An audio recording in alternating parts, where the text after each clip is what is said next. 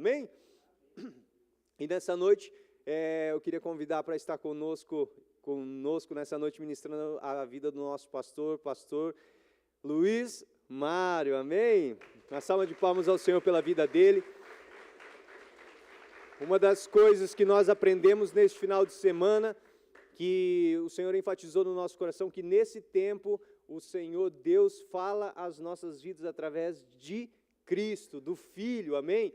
E se tem alguém que nós podemos perceber e ver a vida de Cristo, a vida do Filho, é a vida de vocês, o coração disposto, a simplicidade,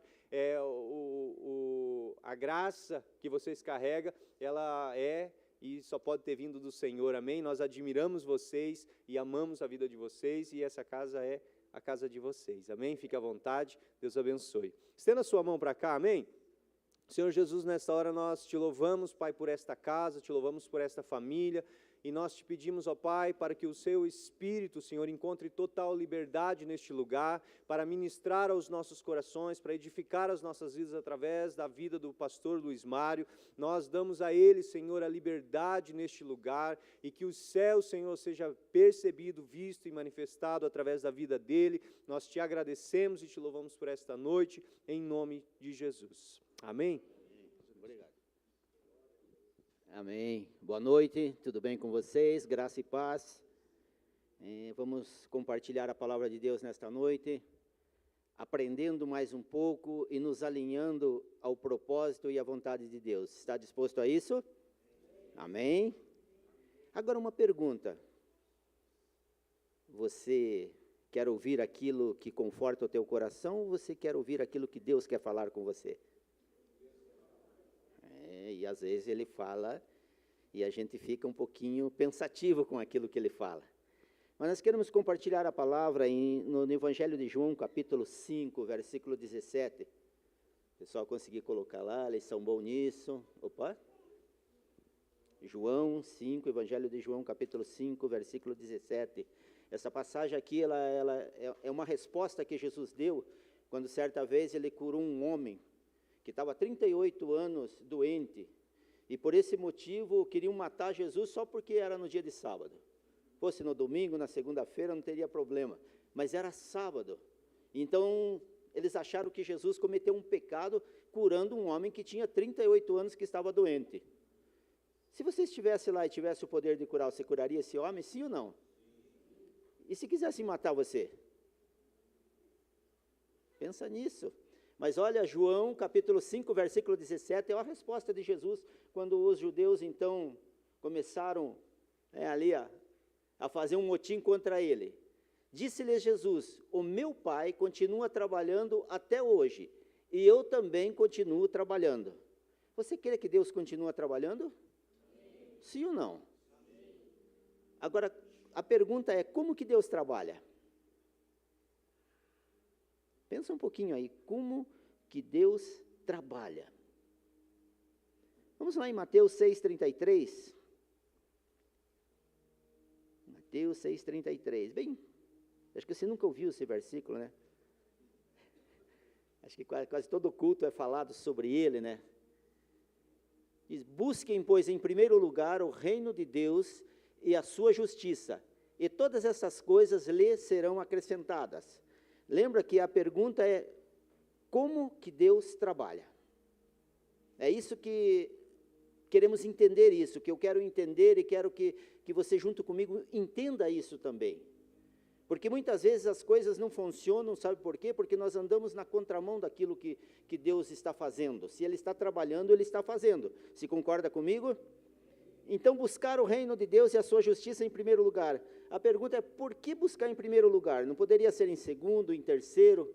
Afinal de contas, a gente tem muitas coisas. Tem a família, tem o trabalho, enfim, uma série de coisas que a gente tem que cuidar. E por que o reino de Deus tem que ser em primeiro lugar? Já pensou nisso? Talvez se estivesse em terceiro, quinto lugar, seria mais fácil. Sim ou não? Agora, por que parece difícil buscar o reino de Deus em primeiro lugar e a sua justiça? Quando nós temos que colocar todas as demais coisas que nós priorizamos em segundo plano. Todas as demais coisas, elas têm que ser secundárias. Senão, não funciona. E aqui está o nosso grande problema, o meu problema e o teu problema. Mas é aqui, neste versículo, que ou nós destravamos ou nós travamos a nossa vida. Aqui tem um segredo, aqui ele tem uma chave, onde eu posso destravar a minha vida ou eu posso manter ela travada. E se eu manter a minha vida travada, você sabe como que eu vou viver? Apenas de promessa. E a promessa, se ela não se tornar uma realidade, ela não tem valor. Nós temos a promessa da salvação em Cristo, mas se nós perder ela, qual é o valor que ela tem para nós? Tem condenação.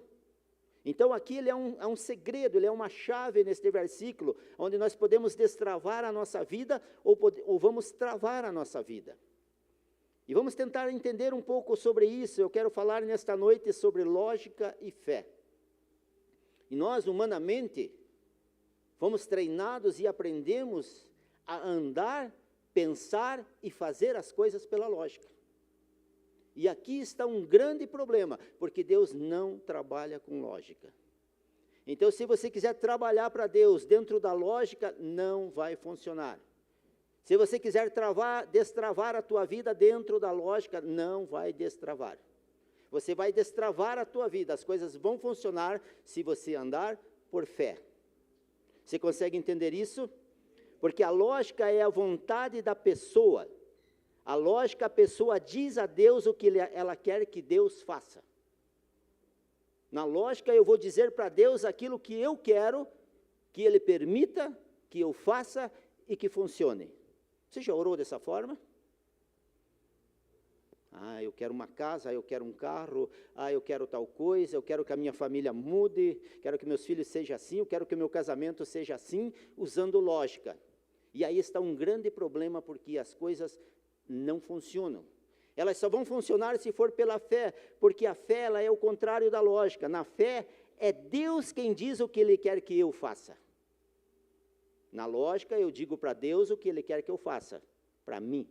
Eu dou as ordens para Ele. Na fé, eu pergunto para Ele o que Ele quer que eu faça para Ele. Por isso que este versículo diz que buscar em primeiro lugar o reino de Deus e a sua justiça, e o que vai acontecer?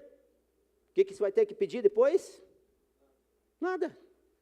Porque pela fé as coisas vão funcionar, elas vão ser destravadas, elas vão fluir com leveza. E esse é o meu problema, e espero que não seja o teu, mas se for, aqui está uma chave para destravar isso. A oração do Pai Nosso ela é muito clara, como que Jesus ensinou. Pai Nosso que estás no céu, seja feita a minha vontade aqui na terra, é isso? Como que é? Pai Nosso que estás no céu, seja feita a vontade de quem? Dele. Em primeiro lugar, o reino e a justiça. Isso aqui está no Pai Nosso. Fazer a vontade. Ele está ensinando o segredo de como destravar a vida. E podemos passar anos dentro da igreja e ter uma vida travada. Sabemos da promessa, ela é maravilhosa, ela é incrível, mas não é realidade na nossa vida. E nós temos que aprender a como tornar estas promessas realidade na nossa vida. E para entender isso, temos que entender como que Deus trabalha. Na lógica, nós temos conhecimento, nós conhecemos e sabemos que existe, mas não fazemos. Quem coloca o reino de Deus em primeiro lugar e a sua justiça? Responda só para você, se você coloca ou não. O que é colocar o reino de Deus e a sua justiça em primeiro lugar? É a intimidade com Deus. É isso que Deus quer.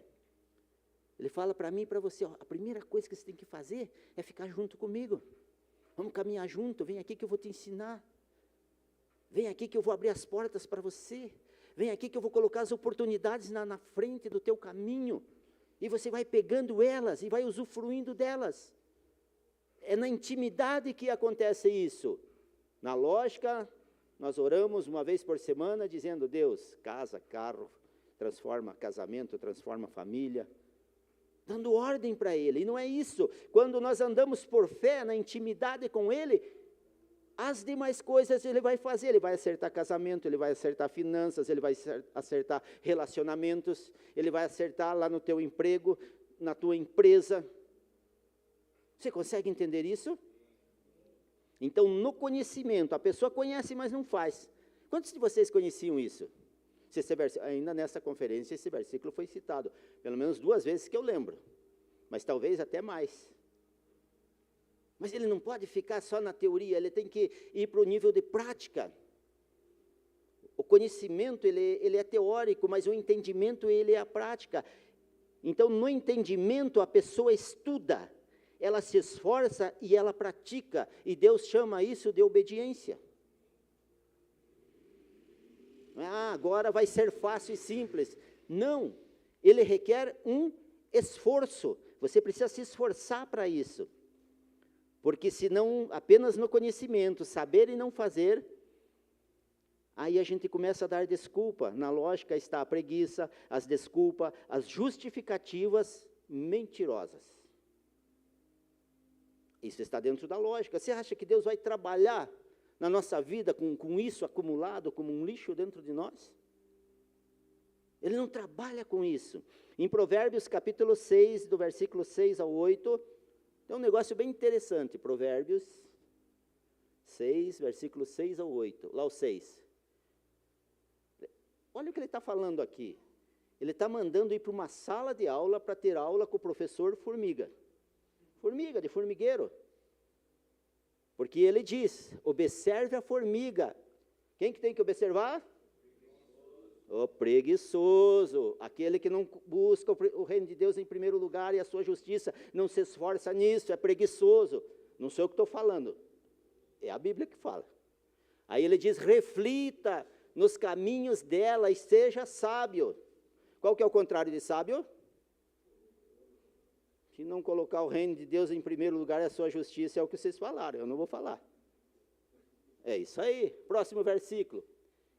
Ela não tem um chefe, não tem um supervisor, não tem um governante, não tem um pastor, não tem uma igreja. Próximo versículo.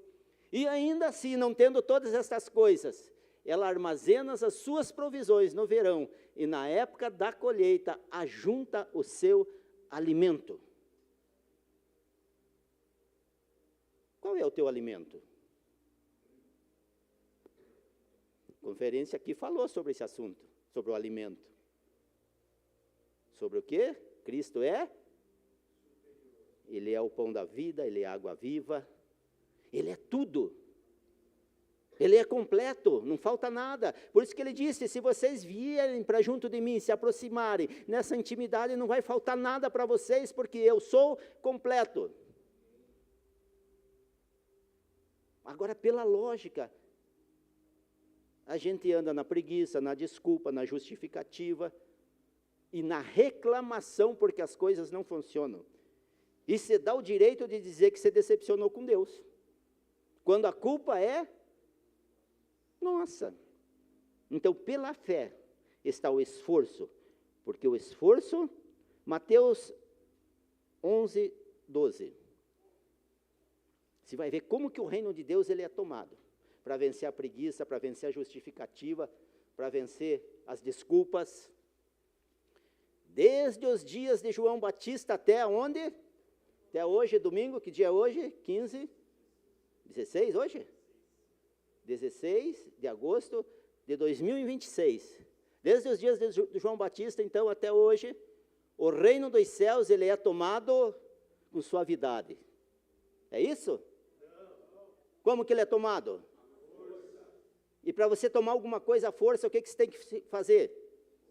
Tem que se esforçar. Por isso que Deus falou para Josué, esforça, seja corajoso. O que a coragem faz? A coragem vence o medo. O esforço vence a preguiça. Então ele diz que o reino de Deus é tomado à força, e os que usam de força se apoderam dele. Agora, outra pergunta, que tipo de força é? Que tipo de guerra é essa? É vencer a lógica, a preguiça, a justificativa. Estou cansado, não tenho tempo, estou trabalhando muito, as crianças não deixam, né? Preciso descansar.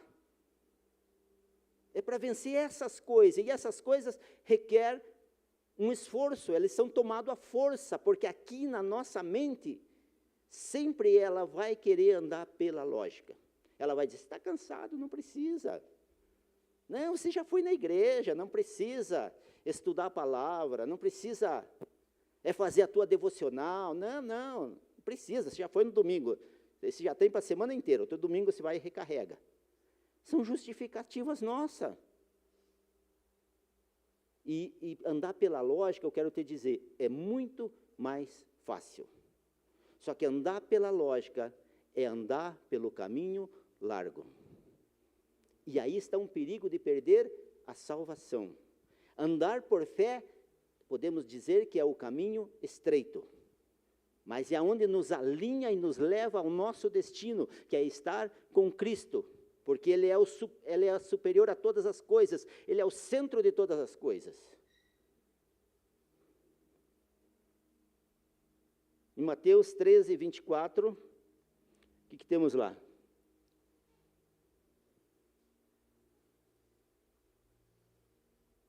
Jesus lhes contou outra parábola, dizendo, o reino dos céus é como um homem que semeou boa semente em seu campo. E aquela parábola do trigo e o joio. Eu não vou mencionar todo o texto, porque aqui eu sei que todos leem a Bíblia. Amém? Todos estudam a Bíblia. Amém. Esse amém está fraco, são poucos? Então você sabe do que eu estou falando da parábola. Não precisa ler toda ela. Aqui fala do trigo e o joio. A lógica, ela apoia a religiosidade. Eu posso andar e fazer como eu quiser. Exemplo, sem estudar a palavra, sem comunhão com Deus, priorizar as coisas secundárias. Isso dentro da igreja, nós não estamos falando de pessoas fora da igreja, isso dentro da igreja. E isso pode ser um joio. Ele parece um cristão fervoroso. Mas se você tirar um raio-x, não ora, não estuda a palavra de Deus, fala mal do próximo, vê defeito em tudo que é coisa, reclama de tudo, porque ele está andando pela lógica. Porque o trigo e o joio, eles são iguais, você já viu, eu não vou comentar sobre isso. Agora o trigo, eu ando por princípios, por obediência, e isso requer esforço. Em Josué, do capítulo 1, do versículo 1 ao 9, não vamos ler aqui, mas você pode ler na tua casa. Então, Deus diz, olha, agora você vai assumir o lugar de Moisés, né? Ainda não tinha entrado na terra prometida, então você vai conduzir o povo, você vai entrar, que já está bem pertinho, estamos chegando. Ele falou, Josué vibrou, falou, pessoal, deu certo, chegamos, vamos entrar. Deus falou, calma. Você tem que se esforçar, ser corajoso, você não pode desanimar, você tem que motivar esse povo. Mas por que Deus fala que tem que ser corajoso? Porque alguma coisa tinha que ia causar medo e eles iam ter que vencer o medo. Tinha alguma coisa que Deus não tinha revelado a eles que ia causar medo neles, que eram os gigantes que estavam na terra, que tinham se apossado da terra e eram os donos atuais da terra, e o povo ia chegar e ia ter que guerrear contra eles. E era mais ou menos assim como uns 3 contra 1 pela altura. Eu com 1,70 m, gigante com 2,80 m. Eu segurando uma espada de 80 centímetros, o gigante segurando uma espada para guerrear comigo de 2 metros. É mais ou menos... Fosse você, imagine, uma batalha dessa, ia dar medo ou não ia? Ia dizer, pô, antes de eu chegar perto, o cara já me degolou. Olha a espada dele, para mim chegar até ele, eu tenho que ir muito perto, e a espada dele já pegou. Ah, não vamos não, desanimava. Então, por que tem bom ânimo? E você acha que as coisas mudaram hoje? É a justificativa nossa, estou cansado, não tenho tempo. Começo na segunda-feira, igual regime, não sei qual segunda-feira. Eu conheço pessoas que vai começar um regime na segunda-feira. Faz 30 anos que não chegou a segunda-feira que ele vai começar, mas a gente está aguardando que vai chegar a segunda-feira que ele começa. Então não deixe para amanhã, tem que ser para o agora. E isso são chaves que elas vão destravar a nossa vida. porque podemos chamar que é um caminho estreito. Viver pela fé se vive de realizações, testemunhos e geração de vida. Porque o testemunho da tua vida vai gerar vida aos outros. E você sabe que tudo aquilo que Deus dá para mim e para você, não é para ficar para nós. Deus me deu um dom profético. Não é para me ter um título de profeta, é para me transmitir aos outros, compartilhar com os outros. Tudo aquilo que Deus te deu é para você compartilhar. Tem gente que tem uma receita de bolo, guarda na gaveta porque ninguém saiba, exclusividade. Não, é para compartilhar, é dando que se recebe. Pela lógica nós guardamos, pela fé nós compartilhamos. Quantos de vocês sabem o ídolo de Jesus? Ganhar almas, evangelizar. E aí? Como é que está? Está usando isso? Porque tem um potencial em você. Você diz, não, é que eu tenho vergonha. Não, é que eu não conheço muito. Não, é que eu não sei. Não, o ano que vem talvez eu faça. Lógica. Toda a desculpa, ela está dentro da lógica. Você já viu uma pessoa quando ela é acusada? Na televisão, não, eu não. Não, eu fiz porque... A lógica é sempre querer acusar o outro, é sempre querer se esconder atrás das coisas. Então, se esconda dos princípios, dos ensinamentos de Deus e mantenha a tua vida travada. Agora, entre nos princípios, nos ensinamentos e destrave a tua vida. Não é a oração do pastor que vai destravar a tua vida. Não é participar de um culto que vai destravar a tua vida. É a tua vida com Deus que destrava. Você consegue entender isso? É fácil fazer isso? Esforça, tem bom ânimo, seja corajoso e se torne um testemunho de vida para as pessoas que precisam lá fora. Reparta aquilo que Deus te deu através do teu esforço. E as pessoas vão ver e vão dizer, nossa, eu quero isso para mim também. E aí você vai mostrar o caminho das pedras, porque isso não tem como você colocar numa pessoa. Isso é a pessoa que tem que fazer para que funcione na vida dela. Nenhum pastor pode fazer isso por você, nenhum apóstolo, nenhum evangelista. É só você dando o passo. E Deus, então, Ele continua trabalhando até quando? E Ele vai continuar trabalhando, sim ou não? Então, para que destrave a tua vida, depende do quê? De você, de um posicionamento teu. Amém? Podemos continuar? E o relógio anda, né? Então, Mateus 6,33 nos fala de buscar em primeiro lugar o reino de Deus e a sua justiça. E todas as demais coisas serão acrescentadas. O que é o reino dos céus? O que é o reino de Deus? Ele é um ambiente que geramos dentro de nós. E nós ficamos pensando lá no céu, na Nova Jerusalém. E o negócio está mais perto do que você imagina. O reino dos céus é um ambiente que você gera dentro de você, através do teu esforço, através da tua obediência. Quando está difícil, você se esforça e não para, você continua, você não desanima. Quando vem o desânimo, você vence ele e gera esse ambiente. Como que Jesus ensinou a oração do Pai Nosso que estais aonde? O céu é o reino dele, certo? Então, se gerarmos esse ambiente, ele mora nesse ambiente, o reino dele é aqui. Você tem que construir isso. O que é a justiça? Se é para buscar em primeiro lugar o reino de Deus, a sua justiça. A justiça é a pessoa de Cristo vivendo dentro deste ambiente com total liberdade. Já pensou Cristo vivendo na tua vida com total liberdade? Destravou a tua vida. Acabou os problemas. A coisa funcionou, não é mais uma promessa, é uma realidade agora. entende como tirar a promessa do nível de promessa e trazer ao nível de realidade? De quem que depende isso? De mim, depende de você. De mim depende para mim. Não posso resolver o teu problema. Não é que ore, pastor, para destravar a minha vida. Não vou gastar saliva com você. Nem adianta. É você que tem que fazer. Eu vou gastar comigo, porque isso requer tempo. Isso requer dedicação. Tem dia que você vai dizer, só hoje não. E naquele dia se faz também.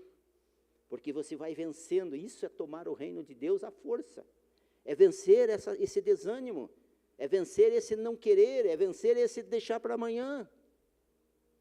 Tem que ser uma constante. Então, o que é o reino de Deus? É um ambiente que você vai gerar. Em você, através da tua comunhão com Deus. E o que é a justiça? É o próprio Cristo com total liberdade sobre a tua vida.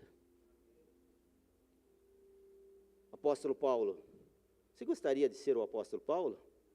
Acho que foi um dos homens mais privilegiados da atualidade dele lá, da realidade. Qual o preço que ele pagou, que ele se esforçou? Entrou para a história. Até hoje nós comentamos sobre isso. É fácil ou é difícil ter fé? O que você acha, na tua opinião? Porque fé é acreditar. Fé é uma crença, é algo que se acredita naquilo. Tem gente que acredita num tijolo, tem aquela árvorezinha da felicidade, até bonitinha, né? Mas não traz felicidade, não adianta pôr lá, só vai gastar dinheiro, ela é bonitinha. Se você tem na tua casa para embelezar, não tem problema. Agora, se você tem para trazer felicidade, aí já deu problema. Aí não resolveu o problema. É fácil ter fé, sim ou não? Eu acho que é fácil. Quem acredita em Cristo aqui? Quem acredita que está salvo através de Cristo Jesus? Viu como é fácil? É simples. Agora a fé, ela requer um posicionamento. É fácil se posicionar, sim ou não? Complicou um pouco, certo? O reino de Deus, ele é tomado à força. Então esse posicionamento você vai vencer o quê? O desânimo, vai vencer o medo, a falta de vontade, desta comunhão com Deus, de gerar esse ambiente, e a lógica vai dizer que não precisa, só que você vai viver com a tua vida travada. Então, além da fé, é um passo simples, o posicionamento ele já complica um pouco, mas tem algo mais complicado que o posicionamento, que é a perseverança.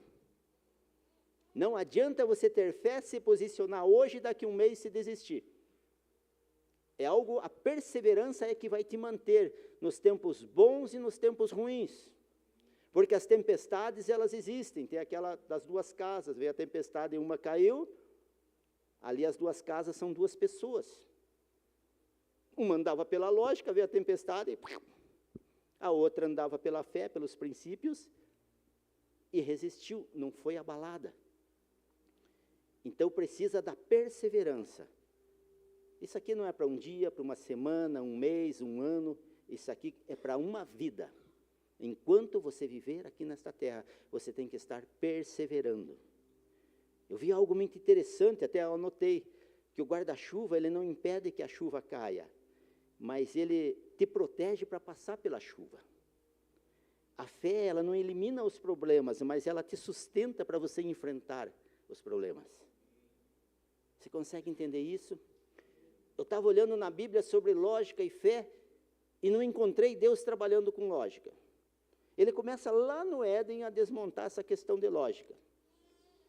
Quando ele cria a humanidade, ele cria um homem.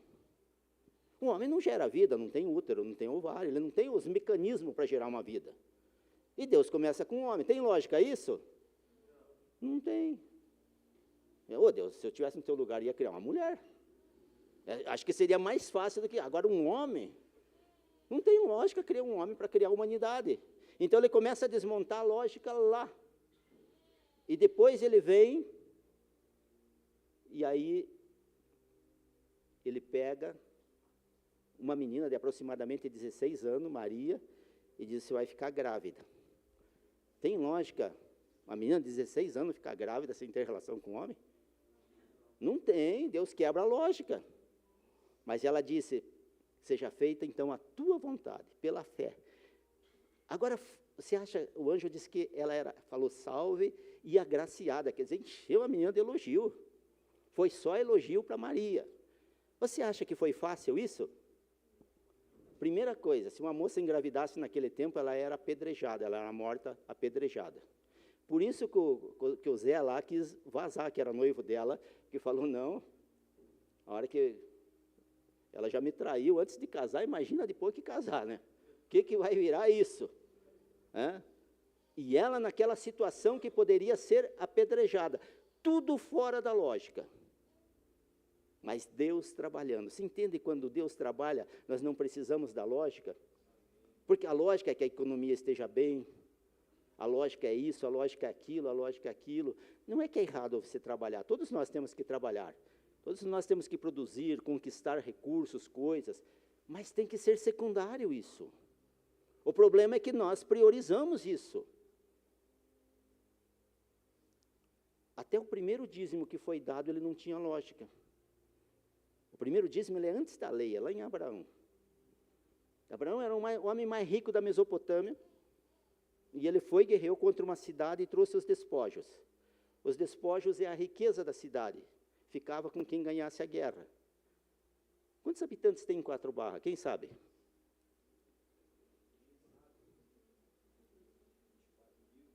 25 mil. Quanto que você acha que tem de riqueza dentro dessa cidade? Entre imóveis, dinheiro, tem gente que tem joia, os comércios. Se pegasse tudo isso, que montante daria? Quantos milhões daria? Passaria de R$1 bilhão, talvez? Então, Abraão ele tinha guerreado e ele tinha pegado os despojos. E aquele tempo o dinheiro não era real, não era euro, não era dólar, eram moedas de prata e de ouro. E o valor estava no peso que a moeda tinha. Então, eram milhares de quilos de ouro e prata. E Abraão dá 10% para um homem lá. Eu imagino que deve ter dado mais de 100 milhões de dízimo no dinheiro de hoje, talvez se trouxesse. Pensou? Aqui, né, CCQB, 100 milhões de dízimo, né, daria para fazer um monte de coisa, né? Daria ou não daria? Faz de novo. Faz 20 CQB por aí.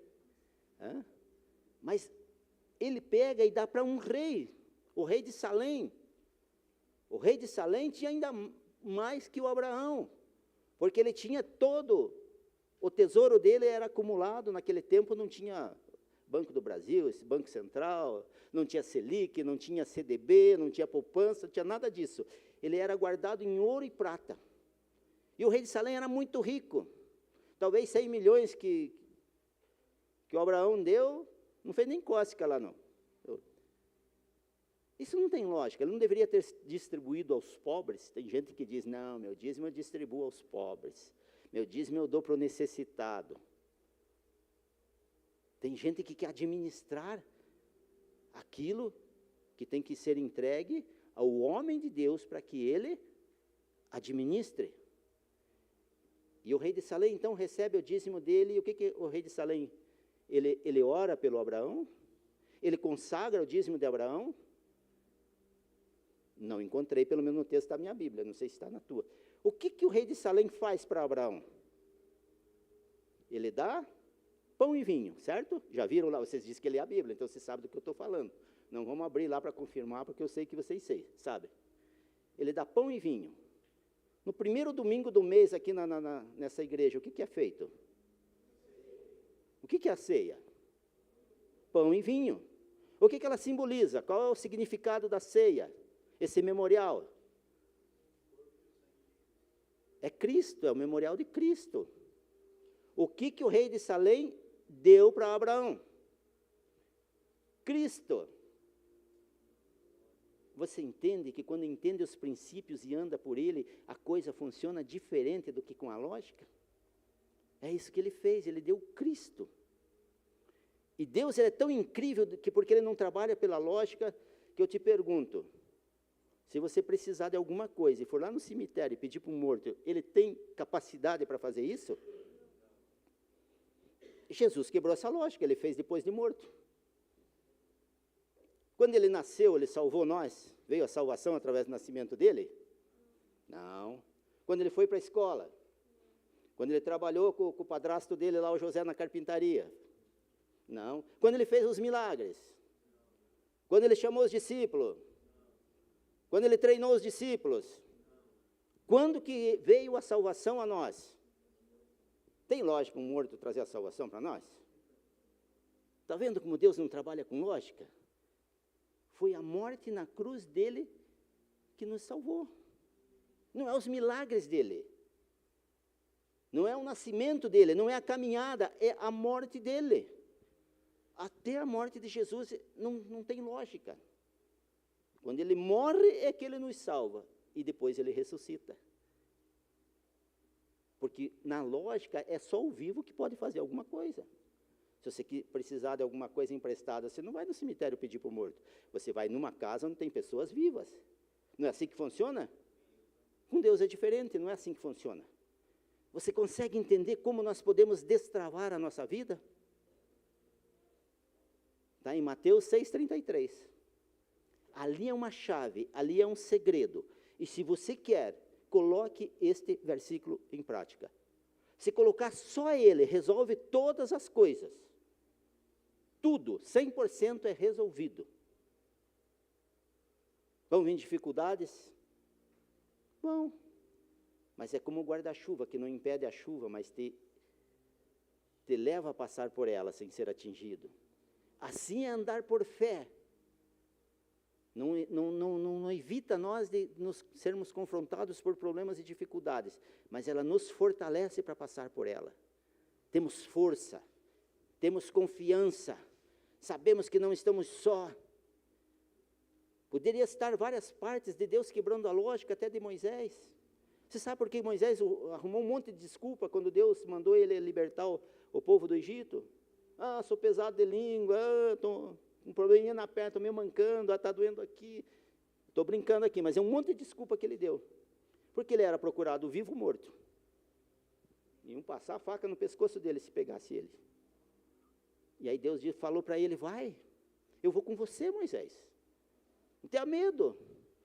Aí Moisés apareceu na sarça, falou, eu vou, Deus. Mas tem certeza que você vai, Deus? Vou. Só que Deus não contou toda isso. Quando chega lá, o que Deus faz? Endurece o coração do faraó. O que Deus mandava o Moisés falar para o faraó não aceitava. O próprio Deus trabalhando. Você consegue entender isso? Tem lógica isso? Mas por que Deus fez isso? Porque era uma guerra de deuses. Deus, mesmo naquilo, Ele estava dando uma oportunidade ao povo do Egito de conhecer o poder dEle e se render a Ele, porque cada praga daquela era um Deus.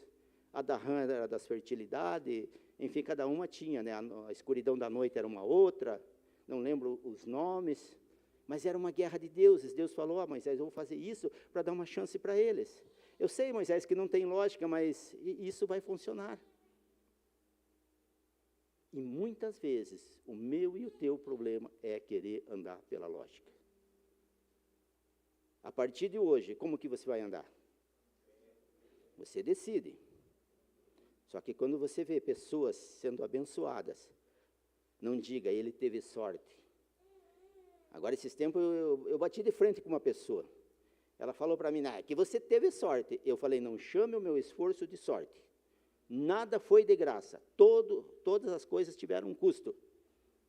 Tudo. Quando Deus mandou largar tudo e sair, parece que arrancaram um pedaço, mas eu larguei.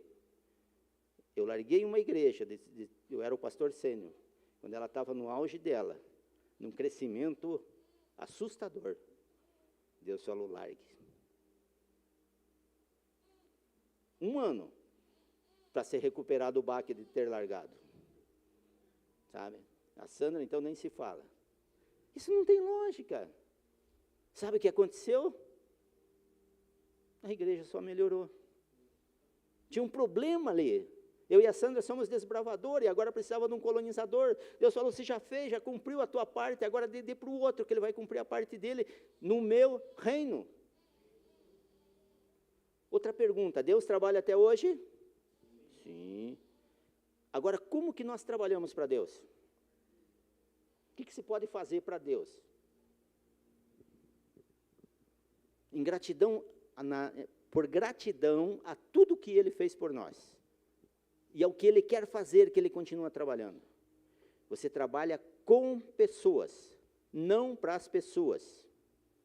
Eu não vim hoje aqui porque o Gilson me convidou, porque eu quero vir, que é para vocês que eu vou pregar.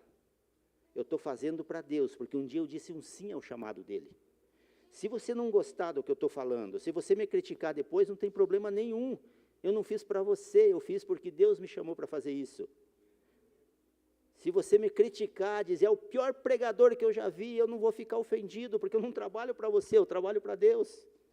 Então, trabalhar para Deus, você trabalha com pessoas, mas não é para as pessoas, é para Deus. Por isso você faz o teu melhor. E se te criticarem, se disserem que não vão com a tua cara, e se falarem mal de você, qual é o problema? Não estou trabalhando para você. Não estou fazendo para o pastor Manuel, para o Gilson, para nenhum de vocês. Eu estou fazendo para Deus. Mas estou procurando fazer o meu melhor. Porque trabalhar para Deus é trabalhar com pessoas. Então, quando você for trabalhar para Deus, você não se decepcione com as pessoas. Você sabe, líderes que se decepcionam é porque elas não estão trabalhando para Deus, elas estão trabalhando para pessoas, por isso que elas cobram a honra, que as pessoas honrem elas, que as pessoas reverenciem elas. Quando nós trabalhamos para as pessoas, nós estamos dizendo que queremos nos tornar um Deus. Vocês têm que me honrar pelo que eu fiz, vocês têm que me respeitar.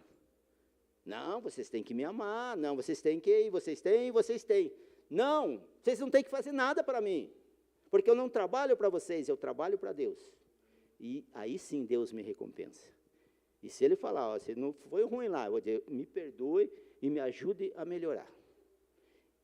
Você entende que quando é assim, você nunca fica ofendido com pessoas? Você está ofendido com alguma pessoa? Até alguém, não se manifeste, por favor. Mas tem alguém que está ofendido com alguém? Deixa eu te falar uma coisa. Passado, ele é apenas uma lembrança. Ontem nós almoçamos aqui, foi um estrogonofe. Tem como nós voltar e mudar o cardápio de ontem?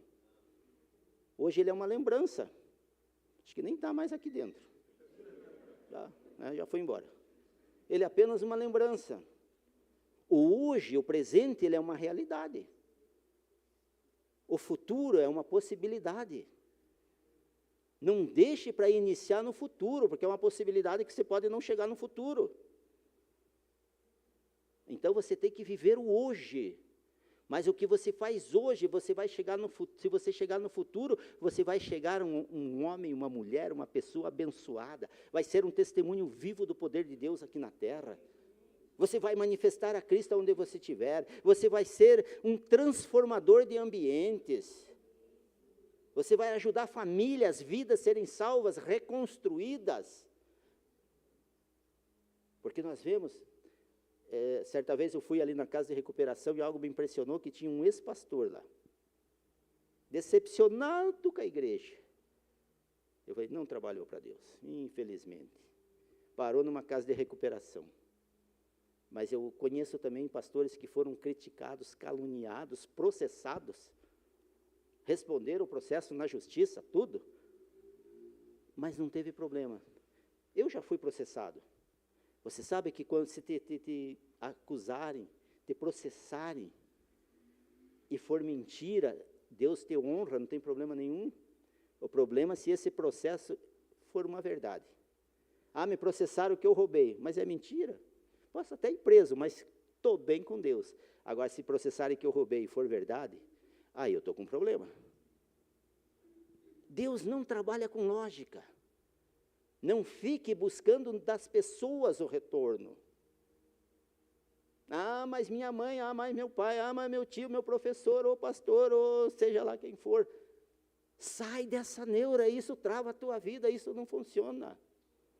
Vem para o propósito, buscar em primeiro lugar o reino de Deus, a sua justiça, e as demais coisas serão acrescentadas. Amém?